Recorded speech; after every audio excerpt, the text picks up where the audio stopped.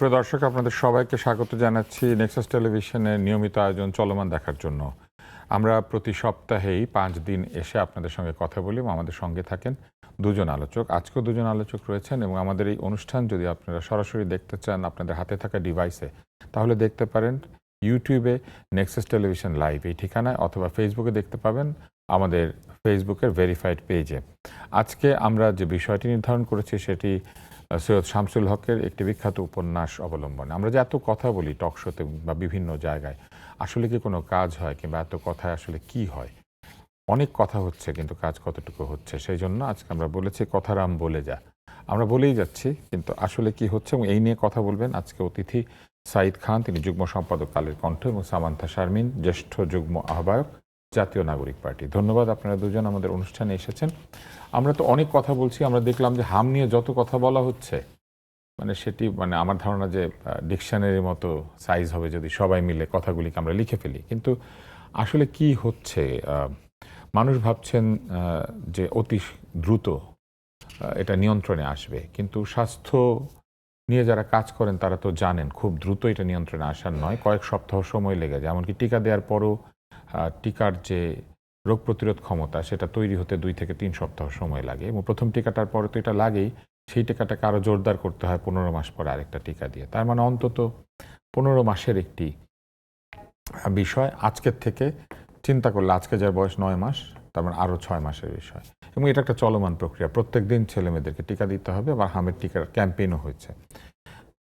আপনার কি মনে হয় যে কি অবস্থায় আসলে এই মুহূর্তে বিষয়টা আছে? কারণ প্রত্যেক দিন শুধু মৃত্যুর সংবাদ ছাপা হচ্ছে পত্রিকাতে এবং সব জায়গাতে, কিন্তু এর পাশাপাশি যে কাজও হচ্ছে, সেই পজিটিভ সংবাদগুলিকে আসলে ঠিক মতো আমরা দিচ্ছি বা আমরা দিতে পারছি? জি, আপনাকে ধন্যবাদ, এবং আমার সহ আলোচক তরুণ রাজনীতিক সামান্থা শারমিন সহ যারা দেখছেন সবাইকে শুভেচ্ছা জানাচ্ছি। আপনি যে জায়গাটি বললেন যে প্রত্যেক দিন মৃত্যুর সংবাদ দেখছি আমরা, কিন্তু মৃত্যুর সংবাদের মধ্যে একটা ক্লাস আছে। এখানে শিশুদের মৃত্যুর সংবাদ শুনছি আমরা, যে শিশুদের প্রতি আমরা আবেগী, আমরা শিশুদেরকে ভালোবাসি, কারণ শিশুরা সব কিছুর ঊর্ধ্বে, তারা ভালো মন্দের মধ্যে নেই। তো সেই মৃত্যু আমাদেরকে আরও বেশি আহত করে। এবং আরেকটি কথা বললেন যে সরকার যে ইনিশিয়েটিভগুলো নিচ্ছে সেগুলো প্রকাশ্যে আসছে কিনা। প্রকাশ্যে সেগুলো আসা অনেক বেশি জরুরি, তেমনি আসলে সরকারের এই জায়গায় একটি দুর্বলতা আছে, সরকারের ঠিক না, যারা এটি ইমপ্লিমেন্ট করছেন সরকারের কর্মকাণ্ড, সেটি হচ্ছে যে তারা সঠিক তথ্যটি দিতে পারছেন না বা দিচ্ছেন না, বা সঠিক তথ্যটি তারা নিজেরাই খুঁজে পাচ্ছেন না। তথ্যগত একটি ঘাটতি আছে, যেই কারণে আপনার ওই কথাটা যে কথারাম বলে যায় বা এরকম একটা শিরোনাম আসলেই সঠিক। জনগণ প্রত্যেক দিন কথা বলছে। দেখুন, এই হামের যে প্যান্ডামিক সিচুয়েশন বলবো এখন, এই প্যান্ডামিক সিচুয়েশনের জন্য এই সরকার দায়ী না, কিন্তু দায়িত্ব এই সরকারের। এটা দায় না, সরকারের দায়িত্ব। কারণ দায়িত্ব তো চিকিৎসা এবং ভবিষ্যতে এই রোগটিকে নিয়ন্ত্রণ করার জন্য। হ্যাঁ, রোগটির যে আজকে প্রাদুর্ভাব, সেই দায়িত্ব তো আসলে অবশ্যই এটি হচ্ছে দায়িত্ব এই সরকারের। কারণ প্রত্যেকটা সময়কে ওই কারেন্ট সরকারের ধারণ করতে হয়, মোকাবেলা করতে হয়। এটি হচ্ছে প্রিভিয়াস গভর্নমেন্টগুলোর বা প্রিভিয়াস ফ্যাসিস্ট রিজিমের যে দুঃশাসনের এটি একটি ছোট্ট নমুনা বলবো আমি, যে ভয়ঙ্কর রূপে এসেছে। এটার সাথে যারা দায়ী তাদেরকে শনাক্ত যদি এই সরকার না করে, বা তাদের এই অপরাধটুকু, তাদের যে দায়িত্বহীনতার যে জায়গাগুলো, সেই জায়গাগুলো যদি সরকার অ্যাড্রেস না করে, এবং ইন্টারিয়াম গভর্নমেন্টের সময় আমরা অনেক কিছু বাটন টিপে কি ফরম্যাট হয়ে যাবে, নতুন কিছু আসবে, সেই বাটন টিপা যারা টেপেননি এই বাটনটি, যেই কারণে আমাদের শিশুরা মরছে, তাদেরও এখানে দায়িত্ব ছিল, এখন তাদের দায় হয়ে গেছে, তার কারণ তারা এটি করেননি। এই সরকারের, নতুন সরকারেরও এখনও পর্যন্ত দায়িত্ব, কিন্তু সরকার যদি এই জায়গাটিতে অ্যাড্রেস করতে ভুল করে, বা সরকার যে এটা ইনিশিয়েটিভ নিতে ভুল করে, বা তাদের ভুল পদক্ষেপের কারণে যদি মৃত্যুর মিছিল আরও দীর্ঘ হয়, দায়টি এসেই সরকারের ঘাড়ের উপরে বর্তাবেই। হ্যাঁ, আপনি যে কথাটি বললেন যে এখন টিকা দিলে সেটি 15 মান্থসের একটা সময় লেগে যায়, প্রথম টিকাটা দিলে 2 থেকে 3 সপ্তাহ লাগে। দেখুন, বিশ্ব স্বাস্থ্য সংস্থা কিন্তু আগেই অ্যালার্ম দিয়েছিল একটা, যে আমাদের এই এই জিনিসগুলো, এই এই রোগগুলো আবার ফিরতে পারে। এখন তো আমাদের সামনে হাম এসছে, তাই আমরা হাম নিয়ে মাতামাতি করি। আমাদের গণমাধ্যমগুলো কোনো খবর দেয় না, কিছু হলেও তো এই খবরগুলো উঠে আসছে, মাঠের বাস্তব চিত্র দেখুন। আমাদের হসপিটালের ভবন আছে, চিকিৎসা নেই। হসপিটালের মেশিন আছে, টেকনিশিয়ান নেই। আমাদের বিগত রিজিম শুধু ডেভেলপমেন্ট দেখিয়েছে, কসমেটিক্স ডেভেলপমেন্ট, হাইরাইজ বিল্ডিং করেছে, অনেক দামি দামি যন্ত্রপাতি কিনেছে, কিন্তু টেকনিশিয়ান সৃষ্টি করেনি। তারা চিকিৎসার জন্য বিদেশে গেছে, তারা সেখান থেকে বেঁচে ফিরেছে। বাট এখন যারা মরছে, দেখুন গুলশান বনানীর হাজার কোটি শত কোটি টাকার মালিকের সন্তান কিন্তু মরছে না, মরছে আমার কৃষকের সন্তান, আমার ক্ষেত মজুরের সন্তান, আমার রিক্সা চালকের সন্তান, বা হতদরিদ্র বা মধ্যবিত্ত ফ্যামিলির শিশুরা মরছে। এ দায় তখনই এই সরকার দায়ী হয়ে যাবে যদি এগুলো সঠিকভাবে দায়িত্ব পালন না করে। এবং আরেকটি কথা বলছেন যে এটি যে শিশু মৃত্যুর যে রেটটা ডে বাই ডে বেড়ে যাচ্ছে, স্বাভাবিকভাবেই শিশুদের ইমিউনিটি সিস্টেমটা একটু দুর্বল থাকে। এবং এর অন্যতম কারণ কি জানেন? এর অন্যতম কারণ কিন্তু পুষ্টিহীনতা। মিজেলসের প্রধান কারণ এটা, শিশুরা মৃত্যুর কোলে ঢলে পড়ে কিন্তু পুষ্টিহীনতার কারণে। তার মানে বিগত শাসনামলে আমাদের মায়েরা পুষ্টিহীনতায় ভুগেছে, যেই কারণে তারা অপুষ্ট শিশু জন্ম দিয়েছে। এই অপুষ্ট শিশু দুর্বল রোগ প্রতিরোধ ক্ষমতা নিয়ে জন্ম নিয়েছে। এখন মিজেলস এসছে, আমরা শিশুদেরকে হারাচ্ছি, কালকে আরেকটা আসবে, আমরা আবারও হারাবো। এভাবে দফায় দফায় আসতে থাকবে, আর আমরা মিছিল করতে থাকবো। তুষার ভাই, আপনি নিজেকে প্রশ্ন করতে থাকবেন, কত প্রশ্ন, উত্তর তো সরকারের দিতে হবে। সেই জায়গাটিতে আমার কাছে মনে হয় সরকারের উদ্যোগ আছে, কিন্তু বাস্তবায়নের আন্তরিকতার যে জায়গাটি মাঠ পর্যায়ে, সেই জায়গাটিতে ঘাটতি আছে। এবং এটি টিকা দিয়ে শেষ করা যাবে না। আমার তো সবার আগে সমন্বিত একটি উদ্যোগ নিতে হবে। আমার মায়েদের তো পুষ্টি নিশ্চিত করতে হবে, শিশুদের পুষ্টি নিশ্চিত করতে হবে। ভ্যাকসিন যেমনি জরুরি, শিশুদের পুষ্টির বিষয়টাও নজরে আনা অনেক বেশি জরুরি। আমার দেশের সরকারগুলো যখন যেই জিনিসটা পেন্ডামিক আকার ধারণ করে, তখন সেই বিষয়টি নিয়ে মাতামাতি করে, অনেক বেশি উদ্যোগ দেখি। এখন যে শিশু আক্রান্ত হলো, তাকে ভ্যাকসিন দিয়ে লাভ কি? ভ্যাকসিন দিলে কি এটা ভালো হয়ে যাবে? মিজেলস তো ভ্যাকসিনে ভালো হয় না। ভ্যাকসিন তো প্রতিরোধক, এখন তো প্রতিষেধক দিতে হবে। প্রতিষেধক দেওয়ার জন্য যেই ইনফ্রাস্ট্রাকচার, যেই ট্রিটমেন্টের যে ইকুইপমেন্টস, যেই আয়োজন দরকার, সেই আয়োজন নেই। দেখুন যে অধিকাংশ জেলা সদর হাসপাতালে 50 শয্যার হাসপাতাল, এখন হাজার হাজার আক্রান্ত হচ্ছে, রাখবেন কই? বারান্দায়। আবার কখনো কখনো দেখি ত্রিপল টাঙিয়ে হসপিটালের সামনেও শিশুদেরকে রাখতে হচ্ছে। অনেক অভিভাবক বা অনেক শিশুর বাবা মা হতদরিদ্ররাই বেশি আক্রান্ত হচ্ছে, তাদের সামর্থ্য নেই ঢাকা শহরের অভিজাত এই হসপিটালগুলোতে চিকিৎসা করার। সুতরাং তারা বাধ্য হয়ে এই হামে আক্রান্ত শিশুকে জেনারেল বেডে রাখছে বা জেনারেল রুমে রাখছে। সেখান থেকে এটি আরও বেশি সংক্রামিত হচ্ছে, কারণ হাম হচ্ছে উচ্চ সংক্রমণ ব্যাধি একটি, এটি খুবই দ্রুত ছড়ায়। দেখুন হামে কিন্তু আমরাও আক্রান্ত হই, আমাদের ইমিউনিটি সিস্টেমটা স্ট্রং থাকবার কারণে আমরা এটাতে দুর্বল হয়ে পড়ি না, বা আমরা তেমন ঝুঁকির মুখে পড়ি না। শিশুদের ইমিউনিটি সিস্টেমটা অনেক বেশি ভালনারেবল, যেই কারণে আমরা এটি ডেথ রেটটা শিশুদেরকে দেখছি। এটি ভিন্ন রূপও তো দিতে পারে। কিছুদিন আগে দেখলাম যে পোলিও ফিরছে, আবার দেখলাম যে গুটি বসন্ত ফিরছে। এগুলো কি অ্যালার্মিং না? যদি একবার হয়ে যায়, আপনি দেখেন আমাদের এখানে কিন্তু এইডসের পেশেন্ট ছিল না। লাস্ট 3 ইয়ার্সে বেশ কিছু এইডস ছিল না, কম ছিল না, এটা নিয়ন্ত্রিত ছিল। এটা তো জিরো তো করা যায় না, নিয়ন্ত্রিত ছিল। লাস্ট 3 ইয়ার্সে কতগুলো এইডসের আক্রান্ত পেশেন্ট পাওয়া গেছে। অনেকে লোকলজ্জায় বা সামাজিকতার কারণে সেটি প্রকাশ করেন না, কিন্তু গোপনে ঠিকই তারা চিকিৎসা নেন। এই সব বিষয়গুলো বিবেচনা করে বা হিসেব নিকেশ করলে আপনি দেখতে পাবেন যে ফ্যাসিস্ট রেজিম শুধুমাত্র শাসনকে কুক্ষিগত করেনি, এই জাতিকে ধ্বংসের জন্য পুষ্টিহীন একটি প্রজন্ম জন্ম দিয়ে গেছে, পুষ্টিহীন একটি প্রজন্ম রেখে গেছে, যে প্রজন্ম দিয়ে আমরা ভবিষ্যৎ বাংলাদেশ, গ্লোবাল বাংলাদেশ নির্মাণের স্বপ্ন দেখি। আমার কাছে মনে হয় সরকারের অনেকগুলো ভালো প্রকল্প আছে, এর সাথে সমন্বিত পুষ্টি প্রকল্প অনেক বেশি জরুরি। মিজেলস ঠেকাতে পারবেন না, যে আক্রান্ত হয়েছে তাকে আপনি এই মিজেলসের ট্রিটমেন্টটা করতে হবে, এবং মাকে পুষ্টির আওতায় নিয়ে আসতে হবে, শিশুকে পুষ্টির আওতায় নিয়ে আসতে হবে। ফ্যামিলি কার্ডের সাথে সাথে শিশু স্বাস্থ্যটাও নিশ্চিত করতে হবে। আমি মনে করি গভর্নমেন্টের টিকার পাশাপাশি পুষ্টি কার্যক্রমে জোরদার যদি নজর না দেয়, তাহলে এটি আপনি বললেন না 15 মাস, 15 বছরেরও বেশি ভোগাবে আমাদেরকে। আমরা সামান্থা আপনার কাছে আসি। এখন যে পরিস্থিতি, সেই পরিস্থিতি আপনি কিভাবে দেখছেন? আপনার কি মনে হয় যে সরকার যথেষ্ট ব্যবস্থা নিতে পেরেছেন? কেননা হাসনাত আবদুল্লাহ বলেছেন যে এই সরকারের প্রতি মানুষের আস্থা দিন দিন যেভাবে তলানিতে যাচ্ছে, কিছুদিনের মধ্যে মানুষের আস্থা নাই হয়ে যাবে, এটা বলেছেন তিনি। আপনারও কি তাই মনে হয় যে সরকারের প্রতি মানুষের আস্থা কমে যাচ্ছে? তো সবাই আপনাকে ধন্যবাদ, যারা দেখছেন সকলকে সালাম ও শুভেচ্ছা, আমার সহ আলোচককেও সালাম ও শুভেচ্ছা। মানে এর আগেও একটা টকশোতে আমরা এই বিষয় নিয়ে আলাপ করছিলাম এবং আসলে হাম নিয়ে পার্লামেন্টে আলাপ হয়নি, আলাপটা আসলে দেশ জুড়ে হয়েছে। কিন্তু এত আলাপের পরও আপনি খেয়াল করবেন, আমি এই ঘটনার মধ্য দিয়ে আমি একটা জিনিস উপলব্ধি করেছি, আমার নিউ ফাউন্ড রিয়েলাইজেশন, এটা একটু আমি শেয়ার করি। যদি কখনো পলিটিক্যাল সিচুয়েশন পারমিট না করে, কোনো কিছুই ন্যাশনাল ইস্যু হবে না। এবং আমাদের এই যে সোশ্যাল মিডিয়া, আপনি খেয়াল করে দেখবেন হাম ইস্যুটা কিন্তু এত ভয়ানক না, কিন্তু পত্রিকা খুললে এটা দেখা যায়। মেইন স্ট্রিম মিডিয়া চেষ্টা করছে এটাকে তুলে আনার, কিন্তু পার্লামেন্ট এবং সোশ্যাল মিডিয়া মানে অবিশ্বাস্য রকমের নীরব এই বিষয়ে। কেন নীরব এটা আমি পার্লামেন্ট তো আসলে মুলতবি হয়ে গিয়েছে না, এখন এটা তো আর- পূর্বে যখন মানে যখন এটা চরমে পৌঁছালো, এটা তো কয়েকটা ফেজ আমরা দেখলাম, তাই না? কিন্তু যখন চরমে পৌঁছালো আমরা পার্লামেন্টকেও কিন্তু মানে নীরবই দেখেছি। এটাকে আসলে যেই মাত্রার এটা সংকট, সেই মাত্রায় কিন্তু কথাবার্তা আসেনি। এটা আমি আগেও বলেছি যে এটা আমাদের মানে সরকারি দল বিরোধী দল উভয়ের জায়গা থেকে দায়িত্বটা নিতে হবে, এই ব্যর্থতার দায় স্বীকার করতে হবে। যদিও বা আমি আগেও বলেছি এটা একটা ইম্পসিবল চয়েস ছিল সেই সময়। এখন আসেন যে আমি এটা নিয়ে আর নতুন করে কি বলার আছে। আমরা তো এখানে একটা দোষারোপের রাজনীতিও দেখলাম, এটা আবার একটু ম্রিয়মান হয়ে গেল। কিন্তু দোষারোপের রাজনীতি আসলে কে কাকে করছে, এই সব কিছুই এগুলো রেটরিক আকারে সমাজে বর্তমান থেকে যাচ্ছে। এটা এক পক্ষ আরেক পক্ষকে ঘায়েল করার উদ্দেশ্যে ব্যবহার করছে।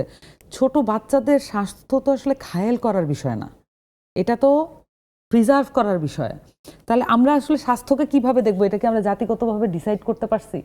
মানে কোনো পলিটিক্যাল পার্টি বা কোনো পলিটিক্যাল সিস্টেম এটা কি পারমিট করতে পারবে যে আমাদের স্বাস্থ্য ব্যবস্থা মৌলিক অধিকার হিসেবে সম্পূর্ণ ফ্রি হবে, কোনো ধরনের মানে ফ্রি অফ কস্ট হবে, কোনো খরচ হবে না যে কোনো মানুষের জন্য? ঠিক আছে আমি একটা অংশের জন্য এটা ফ্রি করে দিই, যাদের আয় মাসিক আয় এটা 10,000 টাকার নিচে বা 15,000 টাকার নিচে, আমি একটা স্ট্যান্ডার্ড সেট করতে পারি যে আমি এটা যদি মাসিক আয় থাকে তার একটা প্রত্যয়নপত্র দেখিয়ে তার স্বাস্থ্য ব্যবস্থা পুরোটাই ফ্রি নিতে পারবে তার কাগজে সকল কলমে পরিবারে। কিন্তু এটা ফ্রি, যেমন 10 টাকা দিয়ে সে টিকিট কাটে ধরেন, বাট এবং তারপরে তারপরে যদি সে বেডে যায়, বেডটার ভাড়া সরকার নেয় না, কিন্তু ডাক্তারের কে ফিস নেয়? দেয় না, ডাক্তারের ফিস দেয় না, হ্যাঁ। এবং কাগজে কলমে কিন্তু এই চিকিৎসা ব্যবস্থাটা অনেকাংশে ফ্রি। এখানেই এখন আমি আসব। কেন আসব? আমরা তো ফ্যাসিস্ট রেজিমে একটা জিনিস খুব ফলো করে তারা প্রচার করেছে, উন্নয়ন। আমরা ভেবেছি যে যত চকমকে এবং যত উঁচু বিল্ডিং, যত মানে যত একদম চকচকে বিল্ডিং যত বেশি হবে, তত বেশি আমরা উন্নয়ন দেখতে পাবো। এবং রামপাল বিদ্যুৎ কেন্দ্র যখন নতুন করে উদ্বোধন হলো, তারপর আমরা ওইরকমই আরেকটা আভাস কিন্তু দেখতে পেলাম। কিন্তু উন্নয়ন কি আসলে আমাদেরকে স্বাস্থ্য নিশ্চিত করে কিনা, যেগুলো আসলে একদম হিউমেইন প্রয়োজন, মানে একদম মানুষ হিসেবে জন্মালে যেটা আপনার প্রয়োজন হবে, উন্নয়ন তো আবার সেটা নিশ্চিত করছে না। কেন এটা নিশ্চিত করে না? কিছু এটা কিছু উন্নয়ন করে, কিছু কিছু উন্নয়ন করে না। ওইটাই আমি আসছি যে কেন, কোন উন্নয়ন করে কোন উন্নয়ন করে না। উন্নয়নের একটা দৃশ্যমানতার ব্যাপার আছে, প্রদর্শনবাতিকতার ব্যাপার আছে। যখন আপনার উন্নয়নটা দেখাতে হয় তখন আপনাকে এক্সট্রাঅর্ডিনারি কিছু করতে হয় অ্যামেজ করার জন্য। যেই অ্যামেজ করার জন্য এক্সট্রা খরচ আছে, যে খরচটা আপনি আসলে জনগণের পকেট থেকেই কাটেন, যেটা পাচার না করলে আপনি ওখানে কনভিন্স করতে পারবেন না, যে জায়গাগুলোতে কনভিন্স করতে হয়। এখন আসেন এই যে আমাদের যে স্বাস্থ্য ব্যবস্থা, এখানে যতগুলো ইনস্টিটিউশন এখনো বর্তমান আছে, আমাদের এই ইনস্টিটিউশনগুলো ওয়ার্ক করে না। আপনি যেই পেশায় আছেন আপনি জানেন যে এই ইনস্টিটিউশন মানে একদম টপ থেকে বটম পর্যন্ত কোনোটাই ওয়ার্ক করে না। এখানে জনগণের ভোগান্তির কোনো শেষ নেই, একদম আয়া থেকে শুরু করে মানে ডাক্তার পর্যন্ত এবং ডিপার্টমেন্ট হেড পর্যন্ত পুরাটাই একটা করাপ্টেড সিস্টেম। এর মধ্যে আমি মনে করি, আমি তো শাহাদুজ্জামানের একটা বই আছে, একটি ভাঙা হাড় একটি হসপিটাল, এই বইটা পড়ে আমার কাছে মনে হয়েছে যে বাংলাদেশের মানুষ, বাংলাদেশের ডাক্তাররা, বাংলাদেশের বিভিন্ন প্রফেশনালসের মধ্যে যারা ভালো মানুষ, তারা নিতান্তই ভালো মানুষ এবং আল্লাহ ভীরু মানুষ বলে এই বাংলাদেশটা এখনো টিকে আছে, আর আদারওয়াইজ কোনো সম্ভাবনা নাই। কারণ বাংলাদেশের ডাক্তাররা যদি একেবারেই অমানবিক, পুরোপুরি অমানবিক হতেন, তাইলে এই বাংলাদেশে মানে তার অমানবিক হওয়ার জন্য পুরো সিস্টেম বর্তমান, সকল কারণ বর্তমান, বাট তিনি হচ্ছেন না। হয়তো এখন অসংখ্য হাম আক্রান্ত শিশুকে ফ্রি চিকিৎসা এবং নিজে বাসায় গিয়ে চিকিৎসা দিয়েছেন এরকম অনেক ডাক্তার, যাদের গল্প আমরা জানি না। বাট এইটা তো আসলে ইনস্টিটিউশনালাইজড না। যতক্ষণ পর্যন্ত আমি এটাকে মানে যেই প্রাতিষ্ঠানিক কাঠামোর মধ্যে আনতে না পারছি, আমি তো এটাকে পুরোপুরি দমন করতে পারবো না। এবং পরবর্তীতে হাম ছাড়াও অন্যান্য কিন্তু আপনাকে রোগেও তাই মনে হয়? হ্যাঁ, পরবর্তী যে আশঙ্কা রয়েছে সেটা তো আছে। আপনি চমৎকার একটা বিশ্লেষণ দিয়েছেন যে একটা দৃশ্যমান উন্নয়ন আর একটা হচ্ছে অদৃশ্য উন্নয়ন, কিন্তু কোনটা যে আসলে দরকারি এটা একটা ডিবেট, একটা তর্ক। কিন্তু আসলে কি আপনার মনে হয় সরকারের উপর আস্থা নষ্ট হয়ে যাচ্ছে? দরকার হলে আপনি এই প্রশ্নের উত্তরটা বিরতির পরে দিতে পারবেন। আমরা কি বিরতির পরে নেব? আমরা বিরতির পরে ফিরে আসছি। আমরা কথা শুনছিলাম আসলেই উন্নয়নের নানান চেহারা রয়েছে, কিন্তু আমাদের স্বাস্থ্য ব্যবস্থা, আমাদের খাদ্যের দাম, আমাদের থাকার জায়গার ভাড়া, এই জিনিসগুলি যেভাবে বাড়ছে, আমাদের যোগাযোগের খরচ, আসলে কি আমরা প্রকৃত অর্থ উন্নয়নের যে সুফল সেটা ভোগ করতে পারবো? এই প্রশ্ন কিন্তু অনেকের মনে এখন। চলুন বিরতির পরে আমরা প্রশ্নের উত্তর খুঁজি।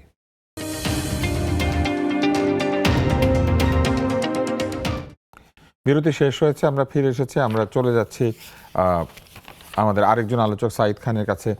আমরা দেখছি যে এরই মধ্যে আবার রিট করার একটা বিষয় শুরু হয়েছে। বহু মানুষ যাচ্ছেন, কেউ দেশত্যাগে নিষেধাজ্ঞা চাচ্ছেন ডক্টর ইউনূস সহ 24 জনের, কেউ বলছেন তাদেরকে ইয়েতে নিয়ে আসতে হবে, বিচারের আওতায় নিয়ে আসতে হবে। এবং বিভিন্ন জায়গাতে আমরা লক্ষ্য করছি যে তার অন্তর্বর্তী সরকারের 18 মাসের কর্মকাণ্ডের তদন্ত চেয়ে আরেকটা রিট হয়েছে। মানে রিট আসে, খারিজ হয়ে আসে। আপনার কি মনে হয় যে এখানে বিচার বিভাগ এইভাবে বিচার করতে মানে এই বিচার বিভাগের কাছে চাওয়া উচিত, নাকি সরকারেরই একটা তদন্ত করা উচিত? না, এটা দুই পক্ষেরই মানে যৌক্তিক অবস্থান আছে। দেখুন, মানে বিচার বিভাগ সরকারকে নির্দেশ দিবে তদন্ত করো, নাকি সরকার নিজেই তদন্তটা করবে? সরকার সুমোটোও করতে পারে। আবার যে নাগরিকরা রিট করেছে তারা তো এটা তাদের নাগরিক অধিকার। এখন কি বলে বিচার বিভাগ এটি তারা সিদ্ধান্ত নেবে। তার যদি অপরাধ থাকে, দেখুন আপনার একটা কাজ আমার কাছে ভালো নাও লাগতে পারে, আমি এটা চ্যালেঞ্জ করতেই পারি। যদি গণতন্ত্র থাকে, আইনের শাসন থাকে, সেক্ষেত্রে আইন যারা বিচার বিভাগ এটি তদন্ত করে দেখতে পারে তার অপরাধ কতটুকু। ইউনূসের দেশ ত্যাগে নিষেধাজ্ঞা চেয়ে যারা রিট করেছে তারা হয়তো তাদের অবস্থানে ঠিক আছে। আবার যারা এই রিটের বিরোধিতা করছে, যেমন আমি কিন্তু এর পক্ষেও না বিপক্ষেও না।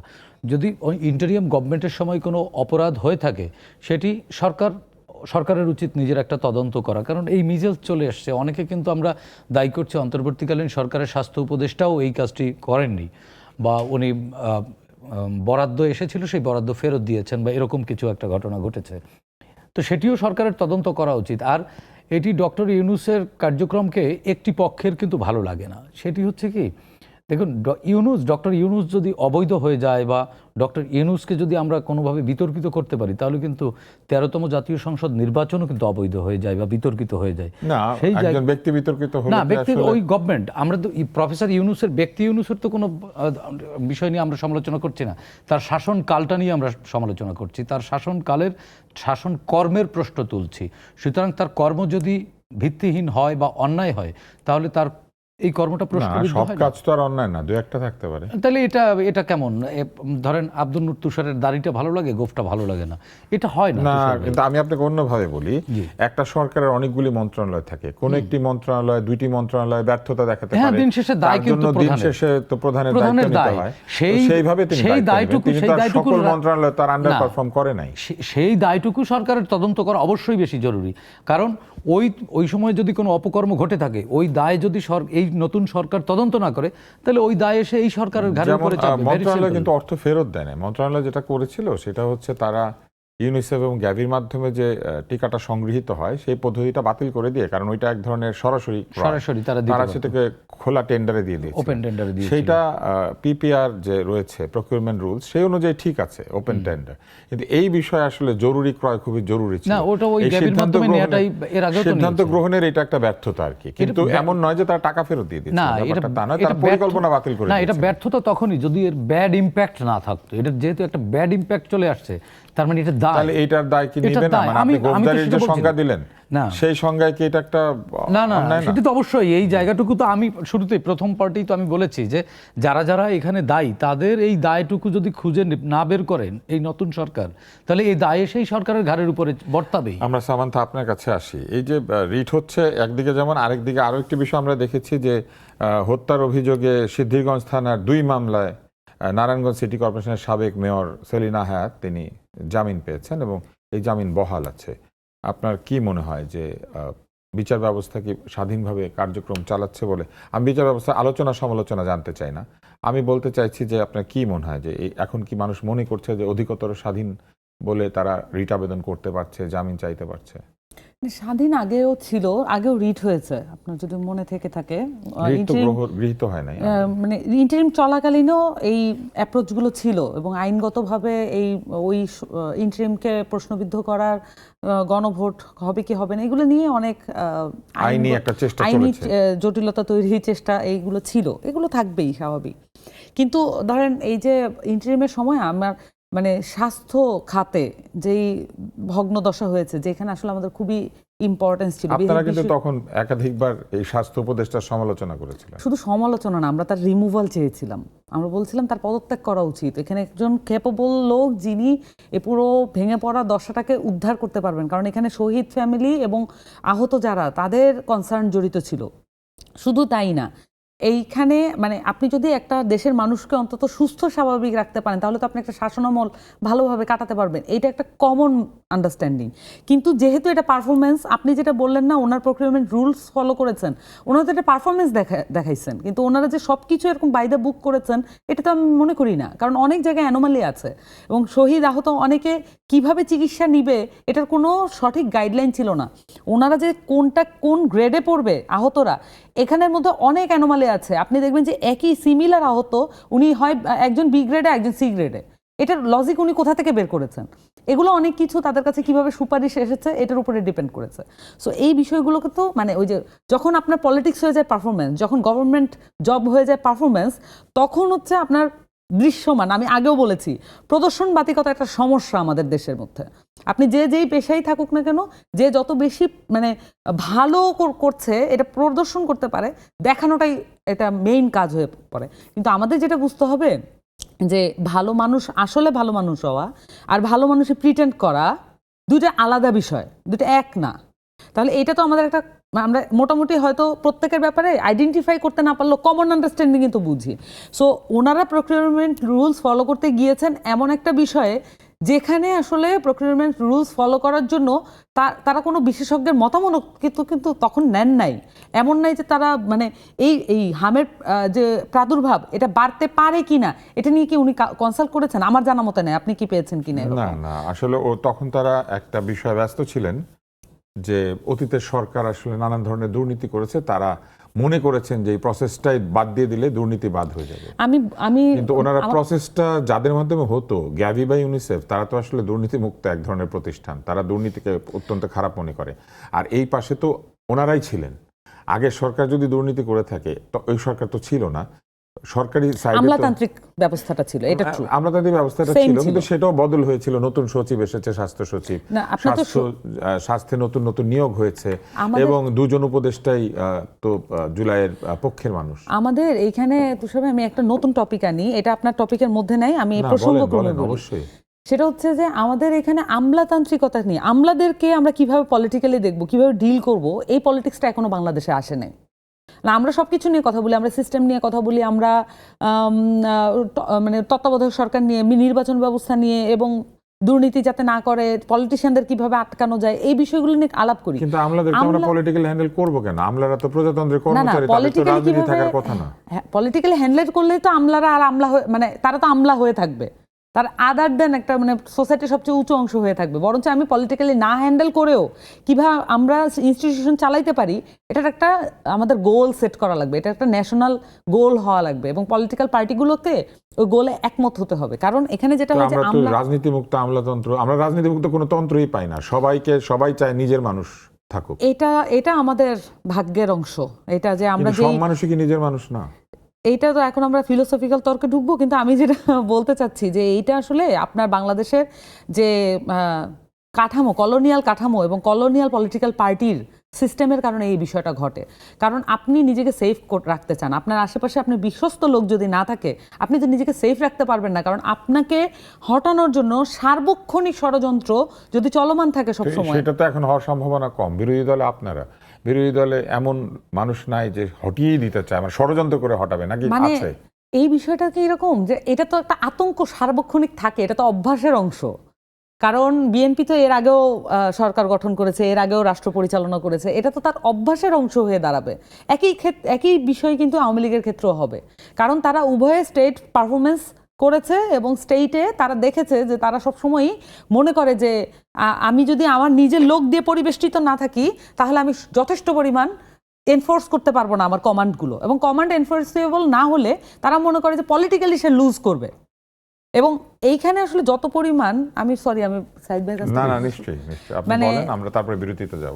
এই পলিটিক্যাল সিস্টেমটা এত বেশি চড়া এবং অনুভূতি সম্পন্ন হয়ে থাকে, অনেকে পলিটিক্সও করে অনেক কিছু এত ডেডিকেশন দিয়ে এত পলিটিক্স করতে হবে কেন, এটা আমি মাঝে মাঝে আমার লজিকে আসে না। যে আপনি যখন অনেক কিছু আপনি ইনভেস্ট করেন তখন না এগুলো তোলার ব্যাপার থাকে। আপনি যদি 9 to 5 আরেকটা জবের মতো পলিটিক্সকে দেখতে পারতেন, বা আমাদের পলিটিক্সে যদি এত কিছু ইনভেস্ট করতে না হতো, মানসিক শান্তি, সুস্থ স্বাভাবিক পরিবার, এই সমস্ত কিছু যদি ইনভেস্ট করতে না হতো, তাহলে কিন্তু এটা তোলার তারাটা আর থাকে না যখন পাওয়ারে যাবে। আমাদের ওল্ড পলিটিশিয়ানরা, আমাদের ওল্ড পলিটিক্যাল পার্টি সিস্টেমটা এরকম, এবং সেই জন্য প্রধানমন্ত্রীকে দেখলাম তিনি পরিবারকে সময় দিতে চান।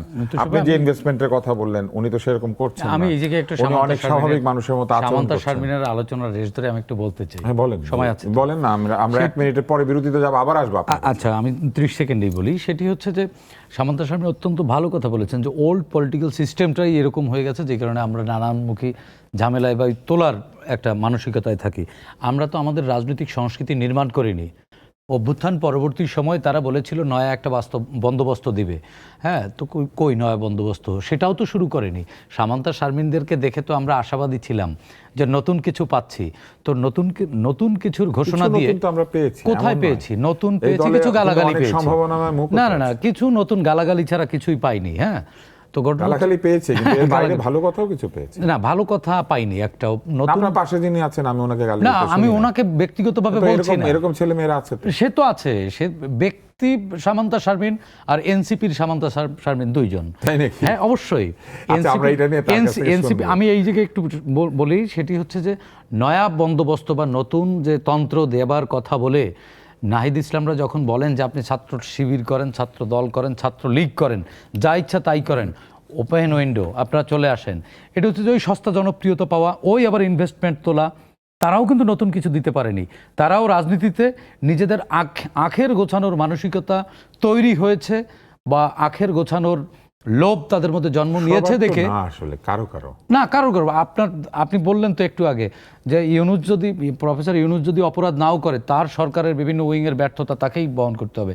সেক্ষেত্রে নাহিদ ইসলাম যখন ঘোষণা দেয়, সামান্তা শারমিন এখানে বিরোধিতা করলেও ওটাই তার দলগত অবস্থান। আমরা নাহিদ ইসলামের বক্তব্যকেই মনে করব এটাই তার দলের ইডিওলজি, ফিলোসফি, এটাই আমার বক্তব্য। ধন্যবাদ। আমরা এই পর্যায়ে একটা বিরতি নেব, বিরতির পর ফিরে আসবো। আমরা যে সব ভুল পেয়েছি, খারাপ পেয়েছি তা নয়, কিন্তু মানুষের প্রত্যাশা যেখানে ছিল সেই প্রত্যাশা কতটুকু পূর্ণ হয়েছে। আবার আমরা সামান্তার কথাটা মনে করতে পারি যে দৃশ্যমান উন্নতি আর অদৃশ্য উন্নতি।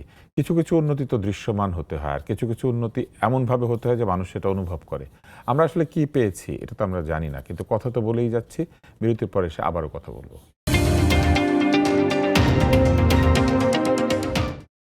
বিরতির পর আবারও আমন্ত্রণ চলমান দেখার জন্য। চলমানে আজকে আমরা কথা বলছি, কথা বলা ছাড়া আসলে আমাদের এই মুহূর্তে আর কিছু করবার নাই, কিন্তু কথা বলছি যে বিষয়গুলি নিয়ে। এই বিষয়গুলি হচ্ছে অন্য অনেকের কাজ, সরকারের কাজ, প্রতিষ্ঠানগুলির কাজ, স্বাস্থ্য বিভাগের কাজ, অন্তর্বর্তী সরকারের কাজ। যে আলোচনার মধ্যে ছিলাম সেখানে আমরা দেখছি যে বিভিন্ন বিশ্ববিদ্যালয়ে উপাচার্য নিয়োগ করা হচ্ছে, আবার সেইটা নিয়ে ছাত্ররা সংঘর্ষ করছে। উপাচার্য কে হবে না, ছাত্ররা কেন সেটা নিয়ে সংঘর্ষ শুরু করবে, অথবা ছাত্ররা কেন এটা নিয়ে মন্তব্য করবে?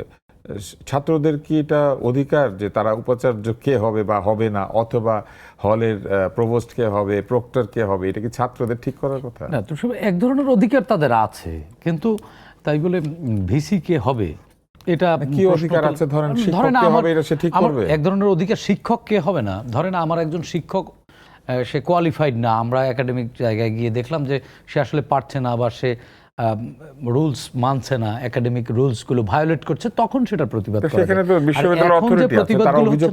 না, এখন যে প্রতিবাদগুলো হচ্ছে এগুলো কিন্তু আসলে বিশ্ববিদ্যালয়ের অভিযোগ না, ওই ছাত্রদের অভিযোগ না, ওই ছাত্রদের মুখ থেকে অন্য রাজনৈতিক দলের বক্তব্য বেরোচ্ছে।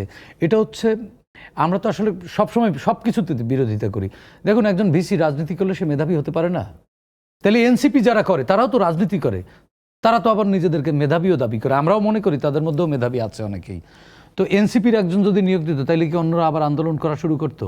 সুতরাং আমাদের হচ্ছে কি এটা মানসিকতার সংকট। আমাদের একজন শিক্ষক ভিসি নিয়োগ হয়েছে, তার বিরোধিতা করতে হবে, এটা ওই ছাত্ররা করছে না, এর পেছনে কলকাঠি নাড়ছে মানে কালো রাজনৈতিক উদ্দেশ্য যাদের আছে, যারা অস্থিতিশীল করতে চায়, তারাই এগুলো নাড়াচাড়া করছে।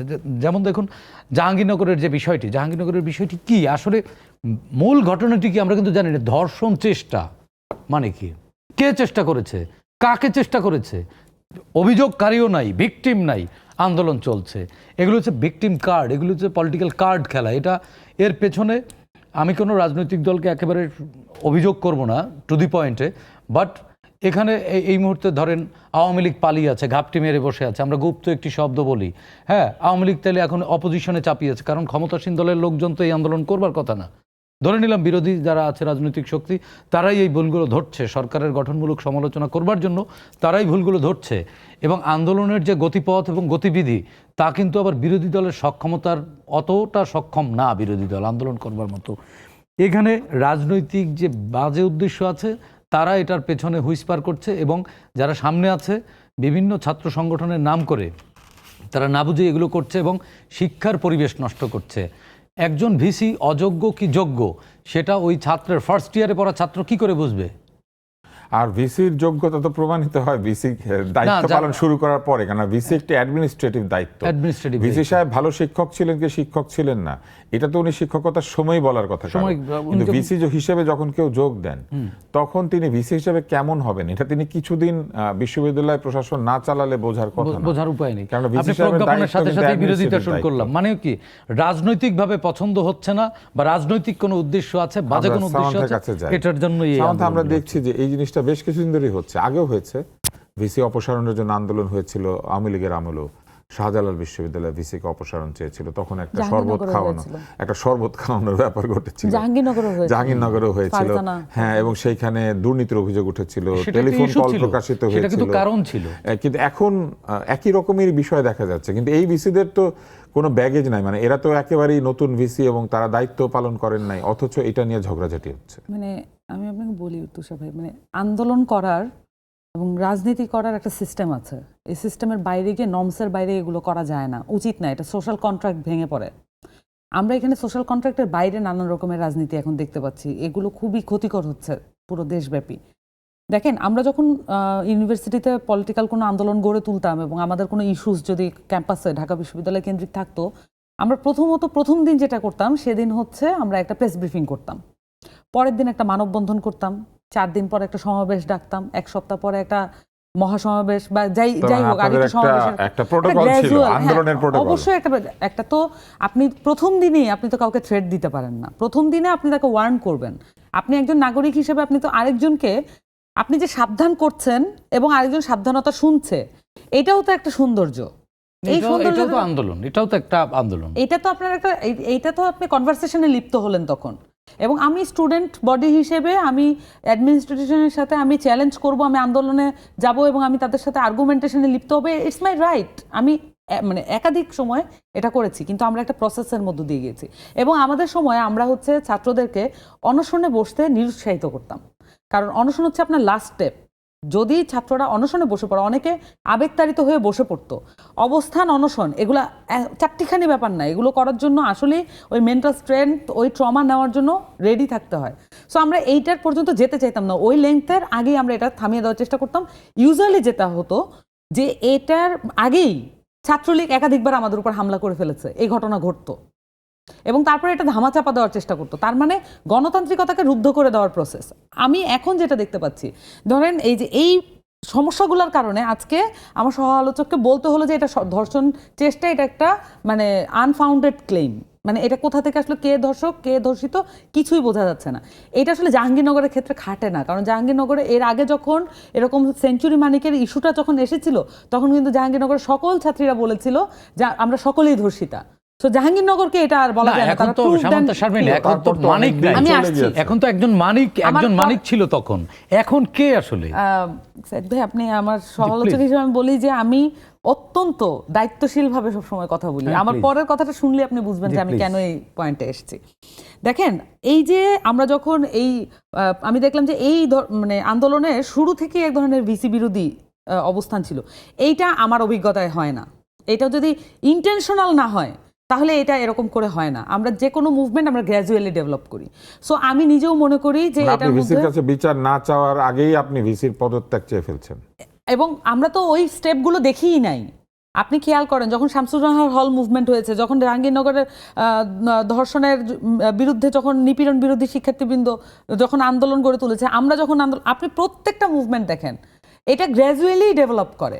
কিন্তু আমরা এখানে এটাই তো দেখছি আসলে একটা তার মানে এই না যে, আন্দোলন বিল্ড আপ হয় এইভাবেই। হ্যাঁ, কিন্তু তার মানে এই না যে এখানে মেরিট থাকতে পারে না, আমি সেটা বলছি না। যদি স্টুডেন্টরা মনে করেন তাহলে হতে পারে, কিন্তু এটা আমার কাছে একটু মনে হয়েছে যে এটা হয়তো পুরোপুরি এইভাবে হয়তো সকল শিক্ষার্থী একইভাবে চাচ্ছেন, এটা আমার কাছে মনে হয়নি। এখন ধরেন এই যে ইয়েতে যেটা হয়েছে, আজকে যেটা হয়েছে, সেখানে একই বিষয়, হুট করে একটা আন্দোলন শুরু হয়, হুট করে চরম মাত্রায় গিয়ে একদম অপসারণ, পদত্যাগ এই পর্যায়ে চলে যাচ্ছে। এতে করে যেটা হয়, এটাকে ষড়যন্ত্রের মতোই মনে হয়। কিন্তু আমরা তো আসলে দেখতে চাই যে আর্গুমেন্ট। আমি তো সোসাইটির একজন নাগরিক, আমি তো এঙ্গেজ হইতে চাই এই আর্গুমেন্টটাতে। আমি তো আজকে জানতেই পারলাম না যে কোথা থেকে কি হয়ে গেল। তারা যদি দীর্ঘদিন ধরে এই মুভমেন্টটা গড়ে তুলতো তাহলে আমিও এঙ্গেজ হইতে পারতাম, টকশোতে আমরাও আলাপ করতে পারতাম, আমরা শুনতেও পারতাম। তাহলে আপনার সোসাইটির সাথে একটা এঙ্গেজমেন্ট, পাবলিক বিশ্ববিদ্যালয়ে, প্রাইভেট বিশ্ববিদ্যালয়েও করা উচিত, কিন্তু আমি আপাতত বলছি পাবলিক বিশ্ববিদ্যালয়ে অবশ্যই আপনার পাবলিকের সাথে যে কোনো আন্দোলনে এঙ্গেজমেন্ট করে তোলার সুযোগ দেওয়া উচিত। কারণ এই মানুষের ট্যাক্সের টাকায় কিন্তু এই শিক্ষার্থীরা পড়াশোনা করেন। সো আপনারা যখন আন্দোলন করবেন তখন কিন্তু মানুষের ট্যাক্সের টাকায় পাওয়া যে সময়ের সুযোগ, সেটা কিন্তু ক্ষয় হচ্ছে। সো আপনি যখন কোনো আন্দোলন করবেন অবশ্যই মানুষকে এঙ্গেজ হওয়ার সুযোগ দেন, নাগরিকদের এঙ্গেজ হওয়ার সুযোগ দেন। এতে করে আপনার যে দায়িত্ববোধ, আপনার যে দায়বদ্ধতা, সেটা প্রকাশ করারও সুযোগ। যারা আন্দোলন করছেন তারা তো আপনাদেরই জেনারেশনের মানুষ, যারা নিজেদেরকে জেন জি বলে। হ্যাঁ, অবশ্যই। তাহলে একটা সফল আন্দোলনের পরে তারা কেন আন্দোলনের নিয়ম কানুন না শিখে এরকম আন্দোলন করছে? নিয়ম কানুন তো আসলে, কারণ এত বড় একটা আন্দোলন তারা সফল করেছে, একটা স্বৈরতান্ত্রিক শাসনের সেটা তো একটা পতন কনফিডেন্সও ঘটিয়েছে। দেয়। হ্যাঁ, সফল আন্দোলন। আপনি কি মনে করেন সেই কনফিডেন্সটাই তাদেরকে যে কোনোখানে? আমার জীবনে আমি অন্তত মানে 10 মানে ব্যর্থ আন্দোলনের নেতৃত্বে ছিলাম। সো ব্যর্থতার স্বাদ গ্রহণ করাটাও এটা একটা ম্যাচুরিটির বিষয়। সো আমার কাছে মনে হয় যে সফলতা যেমন একটা কনফিডেন্স দেয়, সেটা ভুল হতে পারে, আমরা সেটাকে শুধরানোর চেষ্টা করব। আমরা তো ক্রিমিনালাইজ করার দরকার নেই। আমরা তাদেরকে বলতে পারি যে আমরা এই প্রসেসে না গিয়ে আমরা আরেকটা প্রসেসে ভাবি। এটাই আমার কাছে মনে হয়। জি, আমার কাছে মনে হয় যেমন এই ডুয়েটে ভিসি তো জয়েনই করেননি, তার যোগদান ঠেকাতে আন্দোলন শুরু হয়ে গেছে। দেখেন এই জায়গায় ইস্যুটা কি তাহলে সবাই? ডুয়েটের যে ভিসি সে জয়েনই করেনি, না তার শুধু প্রজ্ঞাপন হয়েছে, প্রজ্ঞাপন হয়েছে, উনি জয়েনই করেননি। ডুয়েট ভেঙে চুরে ম্যাসাকার করে দিয়েছে। এই যে সাধারণ ছাত্র বা সাধারণ শিক্ষার্থীর মোড়কে অসাধারণ কাজগুলো যারা করছে, তারা আর যাই হোক সাধারণরা, এবং তারা আদৌ শিক্ষিত মানে শিক্ষার্থী কিনা এটা নিয়েও আমার প্রশ্ন আছে। মানে আমি নিজের উদাহরণ দিতে পারি। আমরা যখন ছাত্র মেডিকেল কলেজের, আমাদের প্রিন্সিপাল যদি তার রুম থেকে বের হয়ে হাঁটতেন, আমরা ওই করিডোর দিয়ে হাঁটতাম না। এটাই নর্মস। এবং আমি যখন কলেজে পড়েছি সেখানেও প্রিন্সিপাল সাধারণত সেনাবাহিনী মানুষ হতেন। তিনিও যখন বের হয়ে একটা টহল দিতেন, আমরা চিন্তা করতাম যে আমরা তার সামনে না পড়ি। কিন্তু আমি সেই একই মেডিকেল কলেজে দেখেছি প্রিন্সিপালের ঘাড়ে হাত দিয়ে ছাত্ররা গল্প করছে। একটা পরিবর্তন হয়তো চলে এসেছে। এটা ইতিবাচক পরিবর্তন না, এটা অশনি সংকেত দেয় এই পরিবর্তনগুলো।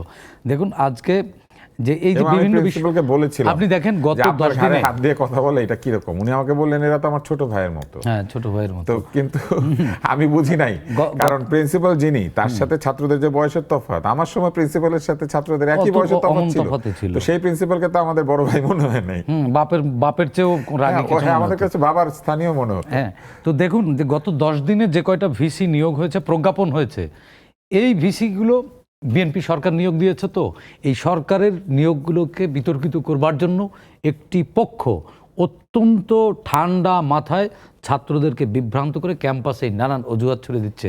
এতে করে হয়তো পলিটিক্যালি এত সহজে বিভ্রান্ত, এটা তো কারা করছে? এই মুহূর্তে আওয়ামী লীগ পালিয়ে গেছে, আওয়ামী লীগ তো নেই, আর থাকে কারা? বিএনপি তো ক্ষমতায়, বিএনপি কি নিজের বিরুদ্ধে নিজে আন্দোলন করবে? আমরা একটা বিরতি নিয়ে হ্যাঁ, নিই, তাহলে সুতরাং আমরা এই এদের শেষ অংশে আমরা একটা ভালো তর্ক করতে পারবো বলে ভাবছি। আমরা এই ফাঁকে একটু সময় নেই বিরতির পরে আমরা ফিরে আসবো এবং আমরা কথা বলবো। আজকে আমরা কথাই তো বলছি, কারণ অনুষ্ঠানের বিষয় দিয়েছিলাম কথা রাম বলে যা।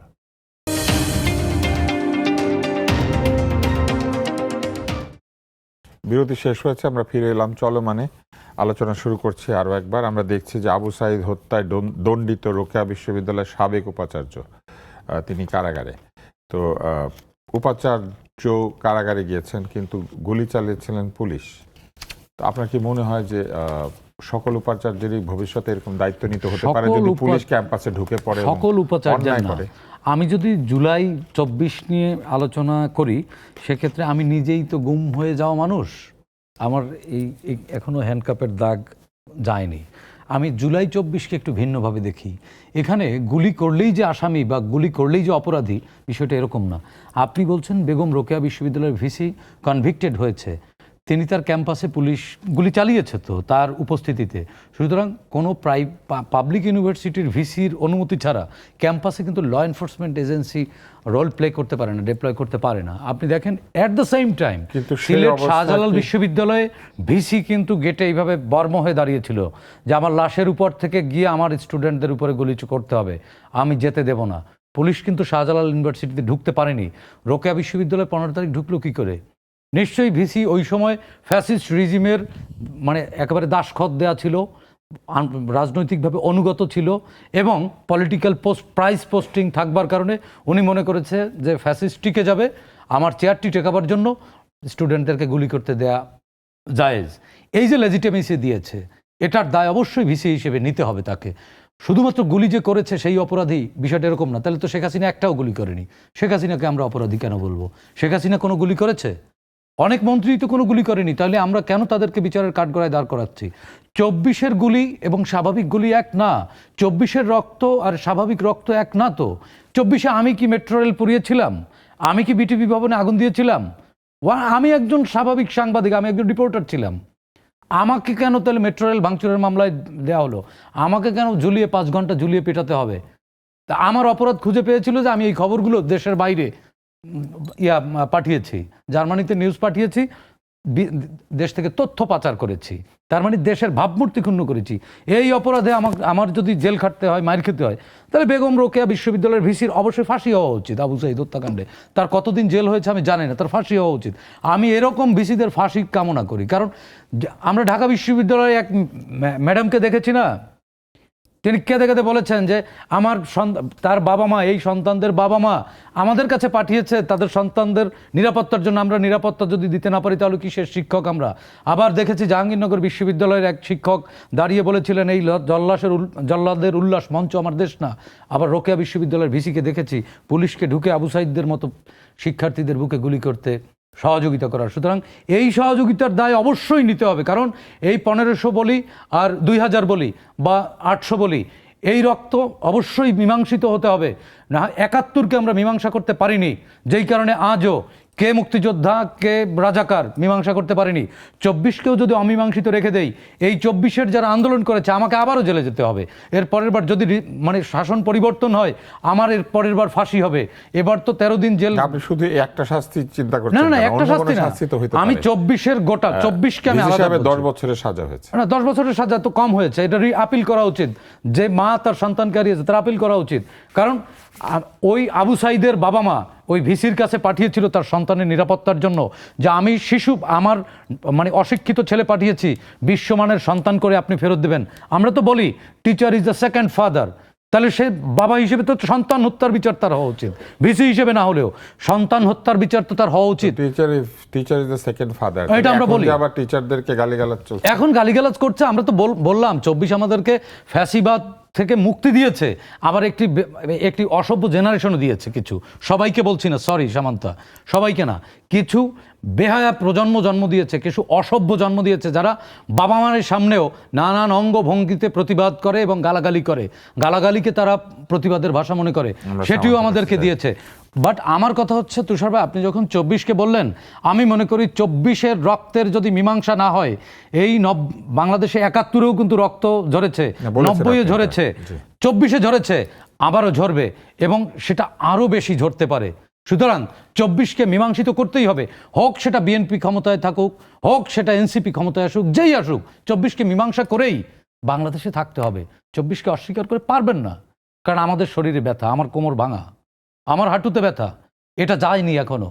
সুতরাং আপনি বলবেন যে 24 কিছু না, এটা না, বাট আপনাকে বলছি না, বাট একটি পক্ষ আছে 24কে পুঁজি করে 71-এর দায় থেকে মুক্তি পাওয়ার চেষ্টা করছে। আজকে আপনাকে দিয়ে আমরা অনুষ্ঠানটা শেষ করব।